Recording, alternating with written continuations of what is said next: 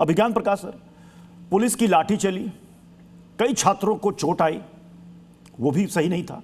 लेकिन जब पुलिस वालों पर हमला हो रहा है, एक तरफ मांगा जा रहा है कि भाई पुलिस इस पर जवाब दे, यहां पर अकाउंटेबिलिटी तय होनी चाहिए, क्यों छात्रों पर डंडे बजाए गए, क्यों उन पर अटैक किया गया, तो यह भी तो अकाउंटेबिलिटी कोई लेगा सर?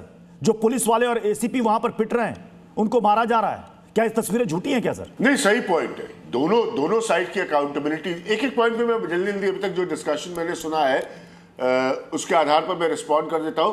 मैं वेलकम करता हूं प्राइम मिनिस्टर का यह कहना कि फास्ट ट्रैक कोर्ट होनी चाहिए, बट कैटेगोरिकली मैं कहना चाहूंगा कि इसको टाइमलाइन से अटैच करना होगा। क्योंकि एक प्रोफेसर साहब ने बहुत अच्छा पॉइंट रखा है कि देश में कन्विक्शन रेट जो है वो अच्छा नहीं है क्रिमिनल जस्टिस सिस्टम का।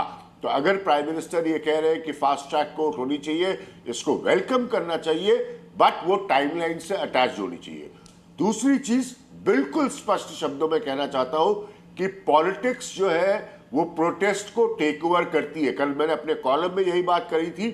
जेपी मूवमेंट से लेकर आज तक के मूवमेंट तक, बीच में अन्ना हजारे भी थे का मूवमेंट भी था, तो ये हमेशा से होता रहा है, ये कोई नई चीज नहीं है।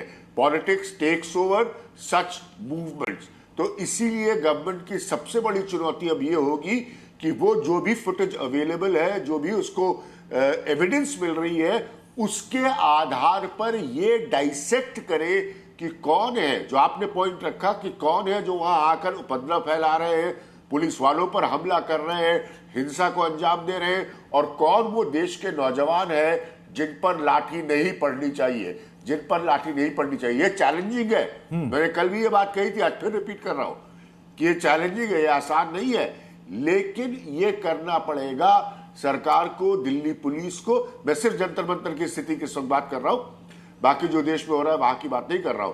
तो ये दोनों पॉइंट्स इस वक्त बहुत वैलिड है, क्योंकि पॉलिटिक्स हार्श रियलिटी है, इन परिस्थितियों में टेक ओवर करती है। चाहे जो आज सत्ता में हो उन्होंने भी ऐसा किया है, जो आज विपक्ष में है वो भी ऐसा कर रहे हैं। तो ये कोई नई बात नहीं है, लेकिन सरकारों की चुनौती इसीलिए होती है इससे डील करने की। लेकिन अभिज्ञान सर, मैं एक छोटा सा सवाल आपसे करना चाहूंगा।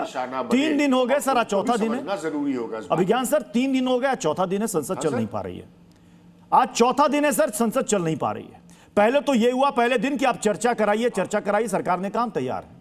अब ये कह रहे पहले इस्तीफा दीजिए, चर्चा बाद में। तो सर ऐसे तो फिर निकल जाएंगे, संसद के सारी बैठकें निकल जाएंगे, फिर काम ही नहीं होगा संसद में।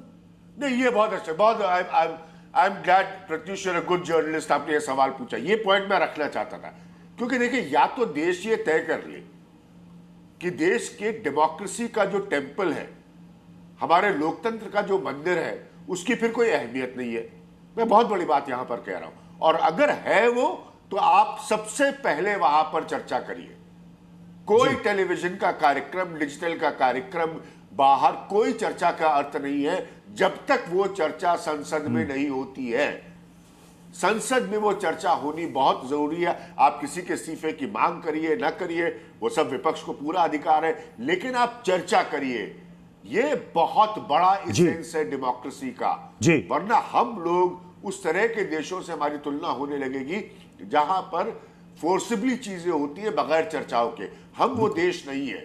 इसलिए मैं इस बात के बिल्कुल 100% हक में हूं। चाहे जो भी माहौल हो, आप सामने आइए, सुनिए, बहस करिए और चर्चा करिए, और उस चर्चा को पूरा देश, जहां कमी है, जहां खामियां हैं, उनको आप सामने लाइए।